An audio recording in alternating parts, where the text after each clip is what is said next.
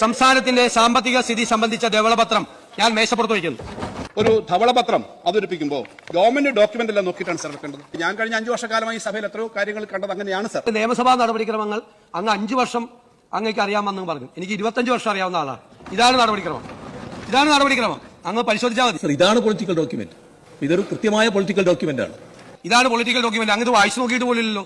വായിച്ചു പോലും നോക്കാതെ അങ്ങയുടെ കയ്യിൽ ഇപ്പോൾ കോപ്പി എത്തുന്നേ ഉള്ളൂ. അതിനു മുമ്പ് ഇതൊരു പൊളിറ്റിക്കൽ ഡോക്യുമെന്റ് ആണ് അങ്ങ് എങ്ങനെയാണ് മുൻകൂട്ടി പറയുന്നത്? നടപടിക്രമങ്ങളുടെ ലംഘനം ഉണ്ടാകരുത് എന്നുള്ളതാണ് ഞങ്ങൾ ഉദ്ദേശിച്ചത്. ആ നടപടിക്രമങ്ങളുടെ ലംഘനം പൂർണ്ണമായിട്ടുണ്ടായിരിക്കുന്നു. ഏത് നടപടിക്രമമാണ്, ഏത് ആക്ടാണ്, ഏത് റൂൾസാണ്, ഏത് പ്രൊസീജിയറാണ് ലംഘിച്ചുകൊണ്ടാണ് ഇത് നടത്തിയതെന്ന് പറയാൻ കഴിഞ്ഞിട്ടില്ല. പിന്നെ ജസ്റ്റ് പറയാമല്ലോ. ധവളപത്രം തയ്യാറാക്കുന്നത് നമ്മുടെ ധനകാര്യ വകുപ്പായിരിക്കണമായിരുന്നു.